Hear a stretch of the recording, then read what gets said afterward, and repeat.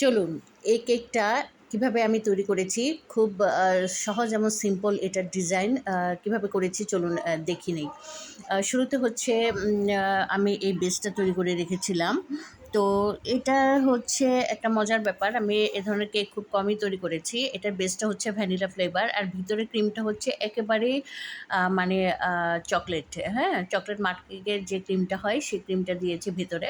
এটা আমার এক ফরেন স্টুডেন্ট আছেন, তার অর্ডার ছিল। তো ওদের হয়তো এগুলো অ্যাভেলেবেল কেক তৈরি হয়, কিন্তু আমাদের দেশে আসলে বেজ একরকম, ভিতরে ক্রিম একরকম, এ ধরনের কেকটা কমই মানুষ খায় বা অর্ডার আসে আমার কাছে। তো যাই হোক, আমি হচ্ছে হাইটের কেক যেহেতু ৩টা পাইপ বসিয়েছিলাম যাতে এটা ক্যারি করার সময় সরে না যায়, বা হচ্ছে এটা যেভাবে হাইটের কেকগুলো দাঁড়িয়ে থাকে সেভাবে যেন দাঁড়িয়ে থাকে, সেই জন্য আমি পাইপ বসিয়েছিলাম এবং পাইপের ভেতরে আমি হচ্ছে যে ক্রিম দিয়ে দিলাম। কারণ দেখা যায় যে ফিনিশিং টানার পর এই জায়গাগুলো ডেবে যায়, ডেবে যেয়ে হচ্ছে ডেকোরেশনটা নষ্ট করে দেয়। তো সুন্দর একটা হচ্ছে রয়্যাল ব্লু কালারের কেক। রয়্যাল ব্লু কালার আসলে আনাটা আমি আমার এক হচ্ছে পরিচিত বেকার, সে অনেকগুলো কোর্স করেছে। সে আমাকে এই কেকটা দেখার পর জানতে চেয়েছিল যে, "আন্টি, আপনি..." আমার অনেক জুনিয়র বাচ্চা ছেলে, সে হচ্ছে জানতে চেয়েছিল, "আন্টি, আপনি এই কালারটা কীভাবে এনেছেন?" তো এটা হচ্ছে যে আপনি যদি ওয়ালটনের রয়্যাল ব্লু কালারটা ইউজ করেন সেক্ষেত্রে সহজেই আপনি এই কালারটা আনতে পারবেন। তো কথায় কথায় আমি এই যে নজলের কাজটা করে নিলাম, কেকের ফিনিশিং এনে তারপর হচ্ছে নজলের প্রাথমিক যে কাজটুকু সেটা করে নিলাম। দেন হচ্ছে সাইড দিয়ে হচ্ছে চিকন নজলের যেটা নিপ নজল ওটা দিয়েও একটু কাজ করে নিলাম। তারপর স্টার নজল দিয়ে আরেকটু ভেতরে হচ্ছে ডেকোরেশন করে নেব। তো এই ধরনের কেক আমি অনেকগুলোই করেছি, কিন্তু এই কালারটা এই প্রথমেই করলাম। আমার কাছে এই কালারটা করার পরে খুবই ভালো লেগেছে।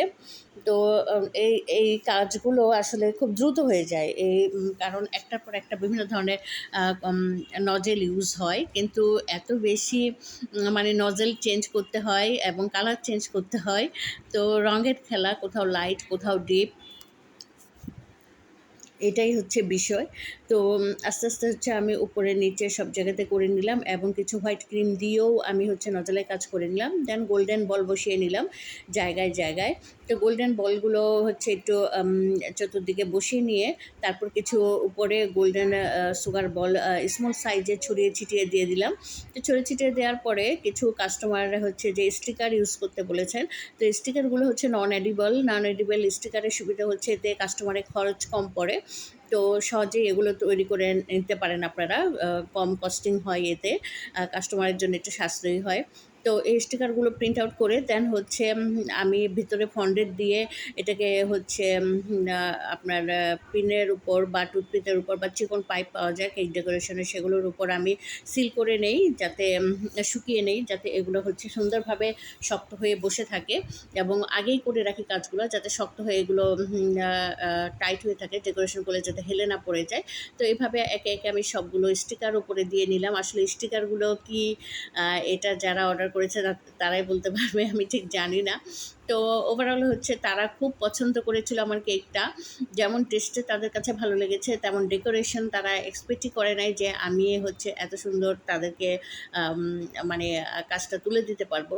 তো আলহামদুলিল্লাহ আমার কাছে তো কাস্টমার ফিডব্যাক অনেক ভালো ছিল। আপনাদের কাছে কেমন লাগলো জানাতে ভুলবেন না। ভালো থাকবেন সবাই।